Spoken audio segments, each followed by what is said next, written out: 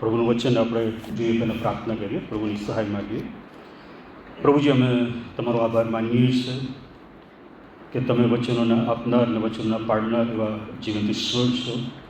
અને અત્યારે જ્યારે અમે તમારા વચનનું મનન કરીએ છીએ ત્યારે અમારી પ્રાર્થના છે કે આજનું આ વચન આખું અઠવાડિયું અમને તમારી યાદ દેવડાવતું રહે કે તમે અમારી સાથે છો, તમે અમારું સગળું અમારી માટે કરવાના છો. અને એટલા માટે અમારે તમારા પર આધાર રાખવાનો છે અને તમારી રાહ જોવાની છે. પ્રભુ, આ તમારા વચનને અમારા માટે ખુલ્લું કરો. વચન અમે યોગ્ય રીતે સમજી શકીએ, અમારા વ્યક્તિગત જીવન માટે તેને લઈ શકીએ, એ માટે તમે અમને કૃપા આપો. પ્રભુ ઈસુ ખ્રિસ્તના નામમાં માંગીએ છીએ, આમેન. પ્રભુ ઈસુ ખ્રિસ્તનું સ્વર્ગારોહણ થયું એ પછી પ્રભુ ઈસુ ખ્રિસ્ત જે પ્રશ્નો પૂછે છે અલગ અલગ લોકોને, એ પ્રશ્નો યોહાનની સુવાર્તા 20મો અધ્યાય તેની 15મી કલમ કે ભાઈ તું કેમ રડે છે, તું કોને શોધે છે. અને પછી 21મો અધ્યાય તેની 5મી કલમ તમારી પાસે કંઈ ખાવાનું છે. લુક 24 અને 38માં તમે કેમ ગભરાવો છો અને તમારા મનમાં તર્ક વિતર્ક કેમ થાય છે. લુક 24:41 તમારી પાસે અહીં ખાવાનું છે. 24 અને 17 તમે ચાલતા ચાલતા એકબીજાની સાથે શી વાત કરો છો. અને પછી પ્રભુ ઈસુ ખ્રિસ્તનું સ્વર્ગારોહણ થાય છે અને 50માના દિવસે શિષ્યો ઉપર પવિત્ર આત્મા ઉતરી આવે છે અને પછી તેઓ બહાર જઈને સુવાર્તા પ્રગટ કરે છે. ત્યારે સાઉલ એ પરમિશન લઈને વિશ્વાસીઓની ધરપકડ કરવાને માટે નીકળી પડે છે. ત્યાં રસ્તામાં જે અનુભવ થાય છે ત્યાં પ્રભુ ઈસુ ખ્રિસ્ત એ સાઉલની સાથે વાત કરે છે. પ્રવૃત્તિના કૃત્યો તેનો 9મો અધ્યાય તેની 4મી કલમ, સાઉલ સાઉલ તું મને કેમ સતાવે છે. એટલે પ્રભુ ઈસુ ખ્રિસ્તના સ્વર્ગારોહણ પછી વાતો એમણે કરી, પરંતુ જે પ્રશ્નો પૂછ્યા એ આટલા હતા. પરંતુ એ સાથે પ્રભુ ઈસુ ખ્રિસ્ત યોહાનને પણ 3 પ્રશ્નો પૂછે છે. યોહાનની લખેલી સુવાર્તા 21મો અધ્યાયને જે શાસ્ત્ર ભાગ આપણે વાંચ્યો એમાં પ્રભુ ઈસુ ખ્રિસ્ત 3 પ્રશ્નો યોહાનને પૂછે છે, પિતરને પૂછે છે. પિતરે 3 વખત પ્રભુ ઈસુ ખ્રિસ્તનો નકાર કર્યો હતો. આ પિતર 16 અને 13-20માં પ્રભુ ઈસુ ખ્રિસ્ત જે પ્રશ્ન પૂછે છે અને જે જવાબ આપવામાં આવે છે એનું વર્ણન ત્યાં કરવામાં આવેલું છે. માથી તેનો 16મો અધ્યાય પ્રભુ ઈસુ ખ્રિસ્ત શિષ્યોને પૂછે છે કે માણસનો દીકરો કોણ છે, એ વિશે લોકો શું કહે છે. અને પછી અલગ અલગ જવાબ આપવામાં આવે છે. ત્યારે પિતર પ્રભુ ઈસુ ખ્રિસ્તને કહે છે 16મી કલમ, ત્યારે સિમોન પિતરે ઉત્તર દીધો કે તું મસીહ જીવતા દેવનો દીકરો છે. અને પછી પ્રભુ ઈસુ ખ્રિસ્ત તેને કહે છે કે સિમોન યુના પુત્ર તને ધન્ય છે, કેમ કે માંસે તથા લોહી નહીં પણ મારા આકાશમાંના બાપે એ તને જણાવ્યું છે. એ પછી નીચેનો જે ફકરો છે પેરેગ્રાફ 21મી કલમથી આગળ, ત્યાં પ્રભુ ઈસુ ખ્રિસ્ત શિષ્યોને કહે છે કે હું યરૂશલેમ જાઉં અને વડીલો તથા મુખ્ય યાજકો તથા શાસ્ત્રીઓને હાથે ઘણું વેઠુંને માર્યો જાઉં ને ત્રીજે દાડે પાછો ઉઠો એ જરૂરનું છે. ત્યારે પિતર પ્રભુ ઈસુ ખ્રિસ્તને બાજુ પર લઈ જાય છે, ખૂણામાં લઈ જાય છે અને કહે છે, અહીંયા લખ્યું છે કે ત્યારે પિતરે તેને એક બાજુએ લઈ જઈને તેને ઠપકો દેવા લાગ્યો ને કહ્યું કે અરે પ્રભુ, એ તારાથી દૂર રહે, એવું તને કદી થશે નહીં. પણ તેણે પાછા ફરીને પિતરને કહ્યું. એટલે પ્રભુ ઈસુ ખ્રિસ્ત પિતરને હવે કહેશે, ત્યાં પ્રભુ ઈસુ ખ્રિસ્ત પિતરને કહે છે કે અરે શેતાન, મારી પછવાડે જા, તું મને ઠોકરરૂપ છે, કેમ કે દેવની વાતો પર નહીં પણ માણસની વાતો પર તું ચિત્ત લગાડે છે. અને પછી પ્રભુ ઈસુ ખ્રિસ્તની ધરપકડ થાય છે ત્યારે પણ આપણે એ જોઈએ છે માથી 26:51. પછી જુઓ, તેના શિષ્યમાંના એકે પ્રમુખ યાજકના ચાકરનો કાન તરવારથી કાપી નાખ્યો. અને પછી પ્રભુ ઈસુ ખ્રિસ્તનો 3 વાર નકાર પિતર કરે છે. એટલે પિતર આ બધામાં જાણે કે એમ કહેતો હતો કે પ્રભુ, હું તમારો શિષ્ય છું અને હું તમારી પાછળ ચાલીશ. પણ પછી 3 વાર પ્રભુ ઈસુ ખ્રિસ્તનો નકાર પિતરે કર્યો. અને અહીંયા 3 પ્રશ્ન પ્રભુ ઈસુ ખ્રિસ્ત પિતરને પૂછે છે. આ શાસ્ત્ર ભાગની જે શરૂઆત થાય છે યોહાન 21 અને તેની 15મી કલમ. હવે તેઓએ નાસ્તો કર્યા પછી ઈસુ સિમોન પિતરને પૂછે છે, એટલે કે નાસ્તો કર્યા પછી અગાઉના રવિવારે આપણે જોઈ ગયા હતા યોહાન 21મો અધ્યાય તેની 1 કલમથી 14 કલમ સુધી કે પિતર એ શિષ્યોને કહે છે કે હું માછલા મારવા જાઉં છું, અને પછી બીજા શિષ્યો પણ કહે કે અમે પણ તારી સાથે આવીએ છીએ. અને પછી આખી રાત એમણે મહેનત કરી અને કશું પણ મળ્યું નહીં, પણ પોપાટતી વડે ઈસુ કિનારે ઊભા હતા. અને પછી ઈસુ એમને કહે છે કે તમારી પાસે કંઈ ખાવાનું છે? અને એ લોકો જવાબ આપે છે કે નથી. અને પછી ઈસુ એમને કહે છે કે હોડીની જમણી તરફ જાળ નાખો એટલે તે તમને મળશે. અને પછી તેઓ જાળ નાખે છે અને માછલી એમાં ભરાઈ આવે છે. એ જે નિષ્ફળતા એમને મળી, જે નિષ્ણાત હતા માછલી પકડવામાં, પણ આખી રાત મહેનત કરી નિષ્ફળતા એમને મળી અને એ લોકો થાકી ગયા અને નિરાશ અને હતાશ થઈ ગયા હતા.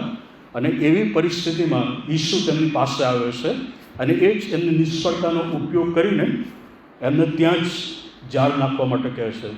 ઈસુ એમને એમ કહેતા નથી કે થોડા દૂર તમે જાઓ, 200 મીટર દૂર તમે જાઓ અને ત્યાં જાળ નાખો, પણ જ્યાં હતા ત્યાં જ એમને કહે છે કે તમારી જમણી તરફ તમે જાળ નાખો. અને પછી 153 જેટલી મોટી માછલીઓ એમાં ભરાઈ આવી. હવે ઈસુને માટે કશું જ અશક્ય નહોતું. જે જગ્યાએ એમણે જાળ નાખી, ઘણી વાર જાળ નાખી હશે, પાછી ખેંચે અને કશું નહીં આવે એટલે નિરાશ થઈ જતા હશે, પણ એ જ જગ્યાએ એમણે જાળ નાખી અને માછલીઓ ભરાઈ આવી. હવે જ્યારે ઈસુ ત્યાં આવ્યા ત્યારે ઈસુ એ માછલીઓને આજ્ઞા આપી હશે કે તમે જાળમાં આવો, અને એ જાળમાં 153 જેટલી મોટી માછલીઓ ભરાઈ આવી. તમારા જીવનમાં કદાચ નિષ્ફળતાઓનો સામનો કરતા હોય તો મૂકી દેવાની જરૂર નથી. એ જ જગ્યાએ ઈસુ તમને સફળતા આપશે. જે ઈસુ તમારા પર પ્રેમ રાખે, તમે ઈસુ પર પ્રેમ રાખો છો, એ જ ઈસુ એ તમારી નિષ્ફળતાનો ઉપયોગ બહુ મોટા આશીર્વાદો આપવા માટે કરશે. એટલે જ્યારે નિષ્ફળ થાવ કે કશુંક ચાલ્યું જાય, કશુંક સામે આવી જાય, મુશ્કેલીઓ આવે, પ્રશ્નો આવે, પણ નિરાશ થવાની જરૂર નથી. એ જે તમે ગુમાવશો એના કરતાં બહુ મોટા આશીર્વાદો પ્રભુ ઈસુ ખ્રિસ્ત તમને આપશે. હવે અહીંયા 15 કલમમાં લખ્યું કે હવે તેઓ નાસ્તો કર્યા પછી આ ઘટના બની ગઈ. પછી જ્યારે તેઓ કિનારે આવે છે ત્યારે તેઓ જે જુએ છે કે ત્યાં દેવતા પણ હતો. 9મી કલમ, તેઓ કિનારે ઉતર્યા ત્યારે તેઓએ ત્યાં કોયલાનો દેવતા, તેના પર મૂકેલી માછલી તથા રોટલી દીઠા. હવે બાઇબલની અંદર જે કંઈ લખવામાં આવેલું છે એ અગાઉ જે લખ્યું હોય એના સંદર્ભમાં જ એ ઘટનાઓ બધી બનતી હોય છે. પિતરે જ્યારે નકાર કર્યો ત્યારે ત્યાં શું હતું? ત્યાં દેવતા હતા અને ઠંડીમાં એ લોકો તાપવાને માટે બેઠા હતા. અને એ સમયે પિતરે પ્રભુ ઈસુ ખ્રિસ્તનો નકાર કર્યો. અને હવે એ નિષ્ફળતાઓમાંથી પ્રભુ એમને સફળતા આપે છે, આશીર્વાદ આપે છે. અને ત્યારે પણ એ લોકો જ્યારે કિનારે આવે છે ત્યારે તેઓ દેવતા જુએ છે અને તેના પર માછલી. અને પછી પ્રભુ ઈસુ ખ્રિસ્ત એમને આમંત્રણ આપે છે અને કહે છે કે આવો નાસ્તો કરો.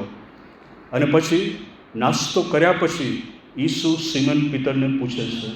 હવે પિતરની અત્યારે જે પરિસ્થિતિ હતી, જ્યારે ઈસુને એણે જોયા અને એ કૂદી પડ્યો ત્યારે એની પરિસ્થિતિ કેવી હશે? શરમ પણ એને લાગી હશે, એ ગિલ્ટની લાગણીમાંથી પણ એ પસાર થયો હશે.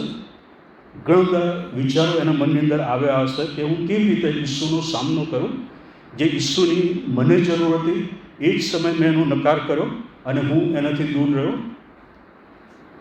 ઈસુ નાસ્તો કર્યા પછી સિમોન પિતરને પૂછે છે.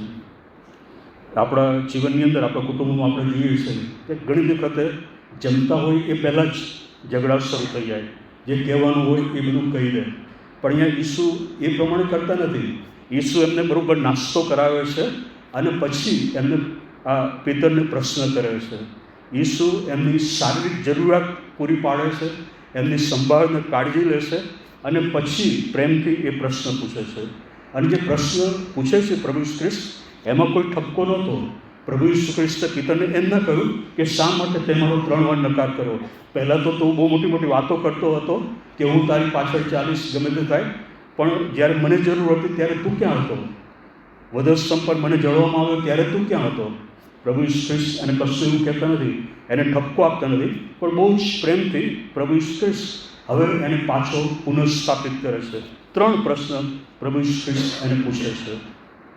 અને અત્યારે આપણે એ 3 પ્રશ્નો તરફ જોવા પ્રયત્ન કરીશું. 3 ભાગ એ પ્રશ્નો જે પ્રભુ ઈસુ ખ્રિસ્તે પૂછ્યા એમાં છે. પ્રભુ ઈસુ ખ્રિસ્ત પિતરને 3 વખત પ્રશ્ન કરે છે. એ પછી પિતર એનો રિસ્પોન્સ આપે છે અને પછી પ્રભુ ઈસુ ખ્રિસ્ત એને આજ્ઞા આપે છે. 3 પ્રશ્નો, 3 રિસ્પોન્સ અને 3 આજ્ઞાઓ. પણ અત્યારે ફક્ત એ જે પ્રશ્ન છે એના તરફ જ આપણું ધ્યાન કેન્દ્રિત કરીશું. નાસ્તો કર્યા પછી ઈસુ સિમોન પિતરને પૂછે છે. હવે પ્રભુ ઈસુ ખ્રિસ્ત એ નથી કહેતા કે પિતર, પ્રભુ ઈસુ ખ્રિસ્ત એ કહેશે કે સિમોનના દીકરા, યોહાનના દીકરા સિમોન. પ્રભુ ઈસુ ખ્રિસ્ત એને કહે છે કે યોહાનના દીકરા સિમોન. પ્રભુ ઈસુ ખ્રિસ્ત એને એમ નથી કહેતા કે પિતર, પણ પૂરેપૂરું એને યાદ દેવડાવે છે કે તું યોહાનનો દીકરો સિમોન છે. જ્યારે યુસફ એકદમ નિરાશ થઈ ગયો હતો, એને સમાચાર મળ્યા કે જેની સાથે તારું વ્યભિચાર થયું છે એ તારી પત્ની મરિયમ ગર્ભવતી છે. અને પછી એની નિરાશ અને હતાશામાં એ જે નિર્ણય કરે છે કે હું મરિયમને છાની રીતે મૂકી દઈશ. ત્યારે 20મી કલમમાં લખ્યું છે 1 અધ્યાયની કે એ સમયે તે વિચારતો હતો, એટલામાં પ્રભુના દૂતે સ્વપ્નમાં તેને દર્શન લઈને કહ્યું કે ઓ દાઉદના દીકરા યુસફ. અહીંયા પણ ફક્ત યુસફ એ દૂત એને કહેતો નથી, પણ એને કહે છે કે દાઉદના દીકરા યુસફ. એટલે કે એ યુસફ અને અહીંયા પિતરને પણ એ યાદ દેવડાવવામાં આવે છે કે તમે કોણ છો. યોહાન જે શબ્દ વાપરવામાં આવેલો છે કે યોહાનના દીકરા સિમોન, એટલે કે એ યોહાન એ ઇસ્રાયેલી પ્રજા કે જેને ઈશ્વરે પસંદ કરી હતી. અને પ્રભુ કહે છે કે ઇસ્રાયેલ લોકો એ તો મારા બાળકો છે. એટલે અહીંયા પિતરને એ યાદ દેવડાવે છે કે પિતર તું કોણ છે? તું કોઈ સામાન્ય વ્યક્તિ નથી, પણ મારો પસંદ કરેલો છે, મારી પસંદ કરેલી પ્રજામાંનો એક છે. અને આજે પણ ઈશ્વર આપણને એ જ્યારે વિવિધ પરિસ્થિતિઓમાંથી પસાર થઈએ, નિરાશ હતાશ થઈ ગઈ, ત્યારે આપણને યાદ દેવડાવે છે કે તું મારો દીકરો છે, તું મારી દીકરી છે, તું મારું બાળક છે. ઈશ્વર એ પણ યાદ દેવડાવે છે કે મેં મારી પ્રતિભા પર તમને બનાવ્યા છે, મારા સ્વરૂપ અને પ્રતિમા પ્રમાણે તમને બનાવ્યા છે. તમે જ્યારે પ્રાર્થના કરો છો ત્યારે પ્રભુની સ્તુતિને આરાધના કરતાં તમે કહો છો કે પ્રભુ તમે રાજાઓનો રાજા અને પ્રભુઓનો પ્રભુ છો. આપણે એમ કહીએ છીએ કે પ્રભુ તમે રાજાઓના રાજા, તો રાજાઓના રાજા. અને પછી આપણે એમ પણ કહીએ કે પ્રભુ તમે અમારા પિતા છો. જો આપણે એમ કહેતા હોય કે પ્રભુ તમે રાજાઓના રાજા અને અમારા પિતા છો, તો એનો અર્થ એમ થયો કે આપણો પિતા એ તો રાજા છે અને એ પણ રાજાઓનો રાજા. તો આપણે કોણ કહેવાઈએ? રાજકુંવર અને રાજકુંવરીઓ. અને પ્રભુ એવા સંજોગ અને પરિસ્થિતિમાં આપણને યાદ દેવડાવે છે કે તું રાજકુંવર છે, તું રાજકુંવરી છે, અને એટલા માટે તારું માથું ઊંચું ઉઠાવીને જીવન જીવ. નિરાશ કે હતાશ થઈ જવાની જરૂર નથી. મેં તને વચન આપ્યું છે કે હું તારી સાથે છું. અને એટલા માટે આજે સવારે એ તમને યાદ દેવડાવવા માગું છું કે તમે તમારું જે સ્ટેટસ છે, ઈશ્વરે તમને જે આપ્યું છે એ પ્રમાણે તમે જીવન જીવો. ઘણા બધા રોડના કિનારે ઊભા રહેતા હોય છે યુવાનો, એમને પણ આ કહું છું કે તમે કોણ છો, તમારું સ્ટેટસ શું છે, એ પ્રમાણે તમે જીવન જીવો. આ પ્રમાણે તમારે જીવન જીવવાનું નથી. ઈશ્વરના બાળકો તરીકે માથું ઊંચું ઉઠાવીને તમારે જીવન જીવવાનું છે. અને અહીંયા એ જ બાબત ઈશ્વર પિતરને યાદ દેવડાવે છે કે તું કોણ છે? તું મારો વાલો દીકરો છે, મારો શિષ્ય છે. અને પછી પહેલો પ્રશ્ન પ્રભુ ઈસુ ખ્રિસ્ત એને પૂછે છે કે યોહાનના દીકરા સિમોન, શું તું મારા પર એઓના કરતાં વધારે પ્રેમ રાખે છે? પ્રભુ ઈસુ ખ્રિસ્ત એને પૂછે છે કે યોહાનના દીકરા સિમોન, શું તું મારા પર એઓના કરતાં વધારે પ્રેમ રાખે છે? જ્યારે પ્રભુ ઈસુ ખ્રિસ્ત આ પ્રશ્ન પૂછે છે ત્યારે જે શબ્દ ગ્રીકમાં પ્રભુ ઈસુ ખ્રિસ્ત વાપરે છે એ આગાપે શબ્દ છે. આગાપે પ્રેમના જે ગ્રીકમાં શબ્દો છે એમાં આગાપે એટલે બિનશરતી પ્રેમ, જે ઈશ્વર જ આપણને કરી શકે છે એવો પ્રેમ. એ પ્રેમમાં કોઈ શંકા હોતી નથી, એ પ્રેમમાં કોઈ વેર હોતું નથી. એ પ્રેમ એવું નથી હોતો કે તમે આટલું મારા માટે કરો તો જ હું આ પ્રમાણે કરીશ. એ પ્રેમ કે જે બીજાને માટે પોતાનો જીવ પણ આપી દે, એ પ્રેમની વાત પ્રભુ ઈસુ ખ્રિસ્ત હવે પિતરને કહે છે. અને પિતરને એ રીતે કહે છે કે શું તું આગાપે મારા પર કરે છે? તેઓના કરતાં વધારે પ્રેમ રાખે છે? એટલે કે આ બધું જ બાજુ પર મૂકી દઈને બધો જ પ્રેમ તું મારા પર કરે છે, બિનશરતી પ્રેમ તું મારા પર કરે છે, તારો પ્રાણ મારા માટે આપી દેવાનો પણ પ્રેમ કરે છે? પિતરને આ પ્રશ્ન પ્રભુ ઈસુ ખ્રિસ્ત કરે છે. કારણ કે પ્રભુ ઈસુ ખ્રિસ્ત જાણતા હતા કે હવે શિષ્યો શું કરતા હતા, અને એમાં પિતરનો રોલ કેવો હતો, પિતર શું કરી રહ્યો હતો. પિતર અત્યારે એ પોતાના ભવિષ્ય વિશે વિચારતો હતો, અને એટલા માટે એણે શિષ્યોને કહ્યું કે હું માછલા મારવાને માટે જાઉં છું. એટલે કે એનો જે જૂનો વ્યવસાય હતો એ તરફ અત્યારે વળી ગયો હતો. અને એ પિતરને પ્રભુ ઈસુ ખ્રિસ્ત કહે કે શું તું એવું ના કરતા, એટલે કે જે બીજા તારા મિત્રો છે, તારું કુટુંબ છે, તારી જે જાળ છે, તારી જે હોળી છે, તારો જે વ્યવસાય છે, તારી આસપાસ જે કંઈ છે, તારી પાસે જે કંઈ છે, એના કરતાં પણ તું વધારે પ્રેમ મારા પર કરે છે. અને આ જ પ્રશ્ન પ્રભુ આપણને ઘણી વખત કરતા હોય છે અને વારંવાર કરતા હોય છે કે શું આ બધા કરતાં તું મારા પર વધારે પ્રેમ કરે છે, કે આ બધું જ તને જે મેં આપેલું છે એના પર તું પ્રેમ કરે છે કે મારા પર પ્રેમ કરે છે. પ્રભુ ઈસુ ખ્રિસ્ત એ એટલા માટે પૂછે છે કે એમણે એ જ કહ્યું હતું કે સૌથી પહેલાં તમે તેના રાજ્યને શોધો અને સગડા વાના તમને આપવામાં આવશે. એટલે કે સૌથી પહેલાં તમે એના રાજ્યને શોધો અને પછી આ બધા વાના તમને આપવામાં આવશે. એટલે કે પહેલાં એ બધું તમે ના શોધો જેની તમને જરૂર છે, જે તમને જોઈએ છે, પણ સૌથી પહેલાં તેના રાજ્યને શોધો, કે ઈસુને તમે શોધો, અને પછી આ બધું તમને આપવામાં આવશે. જે બીજો પ્રશ્ન હવે પ્રભુ ઈસુ ખ્રિસ્ત એને પૂછે છે 16મી કલમ, તે ફરીથી બીજી વાર તેને પૂછે છે કે યોહાનના દીકરા સિમોન, શું તું મારા પર પ્રેમ રાખે છે? ફરીથી એ બાબત એને યાદ દેવડાવે છે પ્રશ્ન પૂછતા કે તું કોણ છે, તું ઈશ્વરનો બાળક છે અને મારો શિષ્ય છે. અને પછી પ્રભુ ઈસુ ખ્રિસ્ત એને પૂછે છે કે શું તું મારા પર પ્રેમ રાખે છે? અગાઉ જે પ્રશ્ન પૂછ્યો હતો કે એવું ના કરતાં વધારે પ્રેમ રાખે છે. હવે પિતરે જે ઉત્તર પહેલા પ્રશ્નનો આપ્યો હતો કે હા પ્રભુ, તું જાણે છે કે હું તારા પર હેત રાખું છું, એટલે એ જે શબ્દ વાપરે છે હેત, અને પ્રભુ ઈસુ ખ્રિસ્તે જે શબ્દ વાપર્યો એ પ્રેમ. સિમોન પિતર જે જવાબ આપે છે પહેલા પ્રશ્નનો એ ફિલિયો ગ્રીક ભાષાની અંદર જે શબ્દ છે, જે ભાઈઓ પર જે પ્રેમ કરો એ પ્રેમની વાત ત્યાં છે. પ્રભુ ઈસુ ખ્રિસ્ત એને આગાપે પ્રેમની વાત કરે છે, જ્યારે પિતર ફિલિયો પ્રેમની વાત પ્રભુ ઈસુ ખ્રિસ્ત કે પ્રભુ હા, હું બીજાને જે પ્રેમ કરું છું એ જ રીતે તારા પર પણ પ્રેમ કરું છું. પ્રભુ ઈસુ ખ્રિસ્ત એને કોઈ બીજું કશું કહેતા નથી, એને કોઈ ઠપકો આપતા નથી કે શા માટે તું આ પ્રમાણે કહે છે. પણ પછી બીજી વાર એને પ્રશ્ન પૂછે છે કે યોહાનના દીકરા સિમોન, શું તું મારા પર પ્રેમ રાખે છે? પ્રભુ ઈસુ ખ્રિસ્ત એને ફરીથી એ આગાપે પ્રેમની વાત કરે છે કે જેવો પ્રેમ મેં તારા પર કર્યો, જેવો પ્રેમ મેં આ જગત પર કર્યો. યોહાન 3:16 ઈશ્વર જગત પર એટલો બધો પ્રેમ કર્યો કે તેણે પોતાની એકાકીજનિક દીકરો આપ્યો. એ પ્રભુ ઈસુ ખ્રિસ્ત કે જેમણે વધસ્ત પર પોતાનો પ્રાણ આપી દીધો અને સગળું આપણા માટે સહન કર્યું, એ પ્રેમની વાત પ્રભુ ઈસુ ખ્રિસ્ત ફરીથી પિતરને પૂછે છે અને કહે છે કે શું તું મારા પર પ્રેમ રાખે છે? અને પિતર જે જવાબ આપે છે કે પ્રભુ, તું જાણે છે કે હું તારા પર હેત રાખું છું. ફરીથી એ ફિલિયો શબ્દ અહીંયા પિતર વાપરે છે. પ્રભુ ઈસુ ખ્રિસ્ત આગાપે પ્રેમની વાત કરે છે અને પિતર એ ફિલિયો શબ્દ ફરીથી અહીંયા વાપરે છે. પણ જે બીજો પ્રશ્ન પૂછ્યો કે શું તું મારા પર પ્રેમ રાખે છે, પહેલું હતું એ આપણી પ્રાયોરિટી, જે પિતરની પ્રાયોરિટી હતી એના વિશે પ્રભુ ઈસુ ખ્રિસ્ત એને પ્રશ્ન કરે છે. બીજો એ રિલેશનશિપ વિશેનો પ્રશ્ન. પ્રભુ ઈસુ ખ્રિસ્ત એને જ્યારે પ્રશ્ન કરે છે ત્યારે એને આગાપે શબ્દ એ વાપરે છે કે તારો અને મારો જે સંબંધ છે એ કયા પ્રકારનો છે, એના વિશે તું શું કહેશે? એ સંબંધમાં તું મને પ્રેમ કરે છે, આગાપે પ્રેમ કરે છે?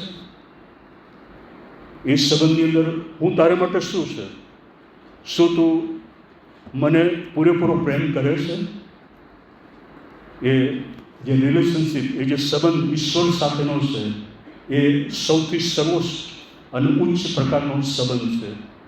જ્યાં પ્રભુ ઈસુ ખ્રિસ્ત યોહાનની લખેલી સુવાર્ત 10મા અધ્યાયમાં ઘેટા પાળક અને ઘેટાની વાત કરે છે, અને પ્રભુ ઈસુ ખ્રિસ્ત 4થી કલમમાં કહે છે કે મારા ઘેટા મારો સાથ સાંભળે છે.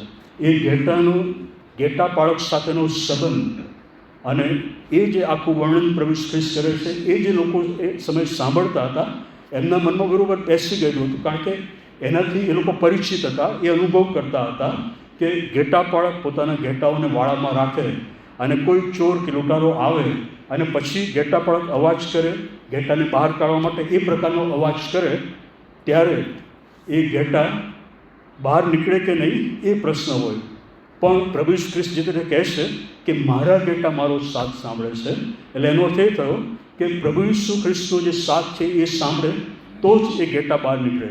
ચોર કે લૂંટારા આવે અને જે અવાજ કરે એ નકલ કરે, પણ ઘેટાને તરત જ ખબર પડી જાય કે આ ઈસુનો અવાજ નથી, આ તો ચોર ને લૂંટારાનો અવાજ છે. એટલે એ વાડામાંથી બહાર નીકળે જ નહીં, કારણ કે એ જે સંબંધ હતો ઘેટા પાળકનો ઘેટાની સાથે, અને એટલા માટે ઘેટા એ અવાજ સાંભળી શકતા હતા. અને એ જ બાબત પ્રભુ ઈસુ ખ્રિસ્ત કહે છે કે જો તમે મારી સાથેના સંબંધમાં યોગ્ય અને વ્યવસ્થિત છો તો તમે મારો સાથ સાંભળશો. હું જે કહીશ એ પ્રમાણે તમે કરશો તો એનો આશીર્વાદ તમને પ્રાપ્ત થશે. પ્રભુ ઈસુ ખ્રિસ્ત અહીંયા પિતરને એ પ્રશ્ન કરે છે કે શું તું મારા પર પ્રેમ કરે છે? એ આગાપે પ્રેમની, કે જે સર્વોચ્ચ પ્રેમ, ફરીથી એની એ જ વાત. અને પછી ત્રીજી વાર પ્રશ્ન પ્રભુ ઈસુ ખ્રિસ્ત કરે છે, એ ક્વેશ્ચન ઓફ કમિટમેન્ટ. પહેલો હતો ક્વેશ્ચન ઓફ પ્રાયોરિટી, બીજો હતું ક્વેશ્ચન ઓફ રિલેશનશિપ, અને ત્રીજો પ્રશ્ન છે એ ક્વેશ્ચન ઓફ કમિટમેન્ટ. પ્રભુ ઈસુ ખ્રિસ્ત ત્રીજી વાર પૂછે છે ત્યારે એના એ જ શબ્દો વાપરે છે કે યોહાનના દીકરા સિમોન. પિતર એને કહેતા નથી, પણ કહે છે કે યોહાનના દીકરા સિમોન, શું તું મારા પર હિત રાખે છે? હવે પ્રભુ ઈસુ ખ્રિસ્તે એ શબ્દ બદલી નાખ્યો. પહેલા અને બીજા પ્રશ્નની પ્રભુ ઈસુ ખ્રિસ્તે પ્રેમ શબ્દ વાપર્યો, પણ ત્રીજા પ્રશ્નની અંદર પ્રભુ ઈસુ ખ્રિસ્ત હિત શબ્દ વાપરે છે. અગાઉ જે કહ્યું કે શું તું મારા પર પ્રેમ કરે છે, હવે ત્રીજા પ્રશ્નમાં પ્રભુ ઈસુ ખ્રિસ્ત કહે છે કે સિમોન, શું તું મારા પર હિત રાખે છે? જે પિતરે પ્રભુ ઈસુ ખ્રિસ્તને રિસ્પોન્સ આપ્યો એ જ બાબત લઈને પ્રભુ ઈસુ ખ્રિસ્ત હવે એને પ્રશ્ન પૂછે છે. ફિલિયો, કે જે બ્રધરલી લવ, કે ભાઈઓ ભાઈઓ પ્રત્યેનો જે પ્રેમ હોય એની વાત હવે પ્રભુ ઈસુ ખ્રિસ્ત એને કહે છે કે શું તું મારા પર એ ફિલિયો પ્રેમ કરે છે? તારા ભાઈ પર જો પ્રેમ કરતો હોય એવો પ્રેમ તું મારા પર કરે છે? અને પછી પિતર જે જવાબ આપે છે ત્યાં લખ્યું છે કે કારણ કે તેણે ત્રીજી વાર તેને પૂછ્યું હતું, પિતર દિલગીર થયો કારણ કે તેણે ત્રીજી વાર તેને પૂછ્યું હતું કે શું તું મારા પર હિત રાખે છે? તેણે તેને કહ્યું કે પ્રભુ તું સઘળું જાણે છે. એટલે પ્રભુ ઈસુ ખ્રિસ્ત એ જે કમિટમેન્ટ એણે અત્યારે આપવાનું હતું કે હા પ્રભુ, હવે બધું જ છોડી દઈને હું તારી પાછળ ચાલીશ. અને પછી આગળ તમે જો વાંચો તો ત્યાં એના માટેની ભવિષ્યવાણી લખવામાં આવી હતી કે આગળ જ્યારે એ જઈને સુવાર્તા પ્રગટ કરશે ત્યારે એની શું હાલત થશે, એની કેવી રીતે સતાવણી કરવામાં આવશે, એના વિશે એ લખ્યું હતું. અને એટલા માટે પ્રભુ ઈસુ ખ્રિસ્ત એની કમિટમેન્ટ લેવા માંગતા હતા કે હા પ્રભુ, હું તારા પર એ આગાપે પ્રેમ કરું છું. 2 વાર એનો પ્રશ્ન પૂછ્યો અને ત્રીજી વાર પ્રશ્ન એ જ પ્રમાણે પૂછ્યો. જ્યારે આપણને કોઈ 3 વખત આ પ્રમાણે પ્રશ્ન પૂછે તો આપણી હાલત કેવી થાય? પિતર પણ દિલગીર થયો, કારણ કે પિતર એ જાણતો હતો કે હવે આ પ્રભુ ઈસુ ખ્રિસ્ત પુનરુત્થાન પામેલા પ્રભુ ઈસુ ખ્રિસ્ત છે કે જેમણે મને તૈયાર કર્યો છે, જેમણે મને શિક્ષણ આપ્યું છે, અને હવે એ જ ઈસુ મારા વિશે સઘળું જાણે છે, તો પણ હવે ત્રીજી વાર એની એ જ રીતે પ્રશ્ન કરે છે અને પિતર દિલગીર થાય છે. પરંતુ પિતર જે રિસ્પોન્સ આપે છે અને કહે છે કે પ્રભુ તું સઘળું જાણે છે, હું તારા પર હિત રાખું છું. અને પછી પ્રભુ ઈસુ ખ્રિસ્ત એને એના ભવિષ્ય વિશેની વાત કરે છે કે હવે તે જે કમિટમેન્ટ આપ્યું છે કે તું મારા પર પ્રેમ કરે છે તો ભવિષ્યમાં આ પ્રમાણે તારા માટે થશે. 3 પ્રશ્નો, 3 રિસ્પોન્સ અને 3 આજ્ઞાઓ. ફક્ત એ પ્રશ્નો તરફ જ આપણે નજર કરીએ છીએ. ત્યારે પહેલો જે પ્રશ્ન છે એ ક્વેશ્ચન ઓફ પ્રાયોરિટી. આજે આપણી પ્રાયોરિટી શું છે? આપણે કોને મહત્ત્વ આપીએ છીએ? ઈસુને કે બીજી બધી બાબતોને? કઈ બાબતને આપણે મહત્ત્વ આપીએ છીએ?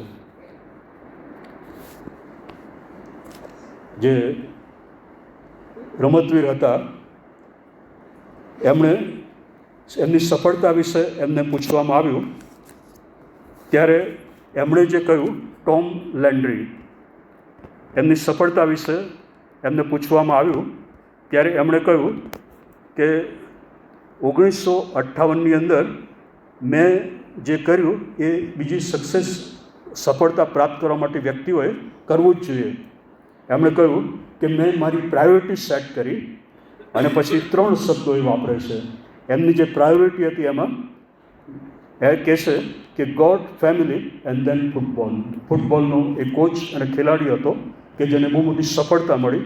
એ કહેશે મારી પ્રાયોરિટીમાં સૌથી પહેલો ઈશ્વર હતો, પછી મારું કુટુંબ હતું અને પછી ફૂટબોલ.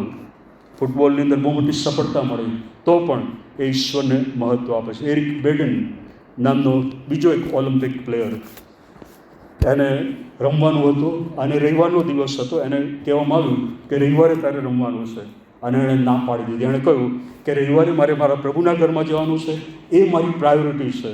અને પછી એવું લાગ્યું કે એ ઓલિમ્પિકમાંથી એને કાઢી મૂકવામાં આવશે, એ હવે નિષ્ફળ ગયો છે. પણ એ પછી ઈશ્વરે એને માન આપ્યું અને ઓલિમ્પિકની અંદર એ મેડલ જીતી શક્યો. પ્રાયોરિટી આજે આપણે કોને આપીએ છીએ? વિલિયમ કેરી, એમના દીકરા ફેલિક્સને માટે એમને બહુ ચિંતા થતી હતી. ફેલિક્સ એ ઈશ્વર પર પ્રેમ રાખતો હતો અને એણે વચન આપ્યું હતું કે હું મારા પિતાની જેમ મિશનરી બનીશ. અને પછી જ્યારે એ જુવાન થયો ત્યારે બર્મામાં એને એમ્બેસેડર તરીકે સ્થાન મળ્યું.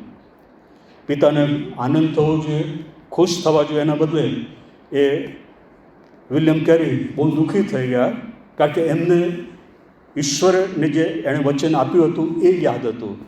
અને પછી એમણે એ પ્રભુને પ્રાર્થના કરી કે પ્રભુ, મારા દીકરાએ તમને જે પ્રાધાન્ય આપવું જોઈએ, તમને જે મહત્ત્વ આપવું જોઈએ, એના બદલે બીજાને મહત્ત્વ આપ્યું છે.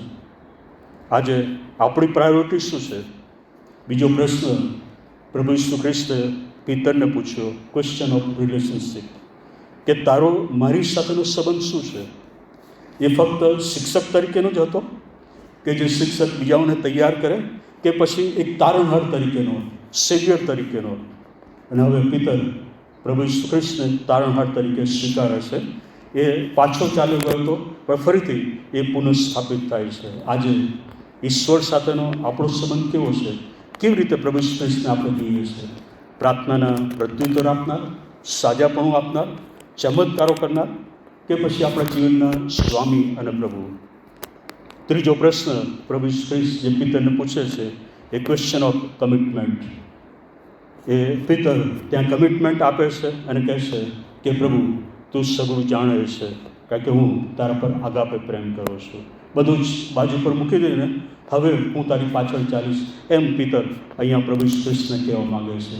અને પછી પ્રભુ ઈસુ ખ્રિસ્ત એને પુનઃસ્થાપિત કરે છે અને એને આગળ મોકલવામાં આવે છે કે જ્યાં પિતર, જે અત્યારે ગભરાઈ ગયેલો હતો, એ શિષ્યોની સાથે બારણાં બંધ કરીને બીકનો માર્યો રૂમમાં હતો, પવિત્ર આત્મા તેમના પર ઉતરી આવે છે. પ્રેરિતોના કૃત્યો 2 અધ્યાય. અને બહુ મોટું ટોળું ત્યાં હતું કે જેઓ એ પ્રેરિતોની મશ્કરી પણ કરતા હતા, ગમે તેમ બોલતા હતા. એ બધાની વચ્ચે પિતર ઊભો થઈને એ લોકોને સંદેશો આપે છે અને બહુ હિંમતથી એ લોકોને સંદેશો આપે છે. એ પિતરને પ્રભુ ઈસુ ખ્રિસ્ત પુનઃસ્થાપિત કરે છે, પવિત્ર આત્માના પરાક્રમથી છેવટે ભરપૂર કરે છે. અને એ જ પિતર બહાર જાય છે અને એ પિતરને જ્યારે મારી નાખવાનો હતો ત્યારે પિતર કહેશે કે મારા પ્રભુ ઈસુ ખ્રિસ્તને જેમ દસ્તુ પર મારી નાખવામાં આવ્યા એ પ્રમાણે નહીં, પણ મારું માથું નીચે અને પગ ઉપર હોય એ રીતે દસ્તુ પર મને મારી નાખવામાં આવે. 3 પ્રશ્નો આજે ઈશ્વર આપણને પૂછે છે. મારા દીકરા કે દીકરી, તારું પ્રાધાન્ય શું છે? તું કોને મહત્ત્વ આપે છે? તારો મારી સાથેનો સંબંધ કેવો છે? તારું મારા પ્રત્યેનું કમિટમેન્ટ એ કેવું છે? અને જ્યારે પિતરની જેમ આપણે પ્રભુને પ્રાધાન્ય આપીએ છીએ, મહત્ત્વ આપીએ છીએ, એમની સાથેના સંબંધમાં પ્રથમ સ્થાન પ્રભુ ઈસુ ખ્રિસ્તને આપીએ છીએ અને આપણું કમિટમેન્ટ જ્યારે પ્રભુ ઈસુ ખ્રિસ્તને હોય છે, ત્યારે પ્રભુ ઈસુ ખ્રિસ્ત આપણને એ હિંમત આપે છે, બળ આપે છે, એ આનંદ આપે છે, એ આશીર્વાદ આપે છે અને એ જગ્યા પર આપણને લઈ જાય છે કે જ્યાં આપણે પ્રભુનો મહિમા પ્રગટ કરી શકીએ. સામે ગમે તે હોય, અહીંયા જે ભવિષ્યવાણી પિતર માટે ઉચ્ચારવામાં આવી કે તને બીજાઓ પકડીને લઈ જશે, અને છેવટે એ જ પ્રમાણે પિતરના જીવનમાં બન્યું. પણ બહુ હિંમતથી અને આનંદથી એણે પોતાની જાતને મરણને માટે સોંપી દીધી. આપણને કદાચ એવી બાબતોને પસાર થવું ન પડે, પણ છેવટે આપણે શું પ્રાપ્ત કરવા માગીએ છીએ? કેવી વિદાય આપણે પૃથ્વી પરથી લેવા માગીએ છીએ? દુઃખભરી વિદાય કે આનંદ સાથે કે મારો પ્રભુ મને મળવાને માટે, મને લેવાને માટે સામું આવશે? આ 3 પ્રશ્ન આજે આપણા માટે છે કે આપણી પ્રાયોરિટી શું છે, આપણો સંબંધ ઈશ્વર સાથે કેવો છે અને આપણું કમિટમેન્ટ ઈશ્વર માટેનું કેવું છે, આપણા શબ્દો, આપણા વ્યવહારો અને આપણે જે કંઈ કરીએ છીએ એમાં એ બધું પ્રગટ થાય છે. પ્રભુ આપણને એ કૃપા આપે કે આપણું પ્રાધાન્ય, મહત્ત્વ એ ફક્ત પ્રભુ ઈસુ ખ્રિસ્ત જ હોય, જેમ પાઉલ કહેશે એ પ્રમાણે, અને આપણો સંબંધ પ્રભુ ઈસુ ખ્રિસ્તની સાથે મજબૂત હોય અને આપણું કમિટમેન્ટ ફક્ત ઈશ્વરને હોય. થોડીક ક્ષણો આપણી આંખો બંધ કરીએ.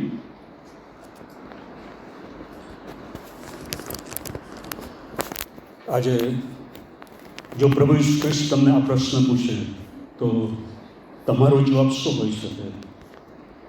મારા દીકરા કે દીકરી, તારી પ્રાયોરિટી કે તારું પ્રાધાન્ય મારા માટે શું છે?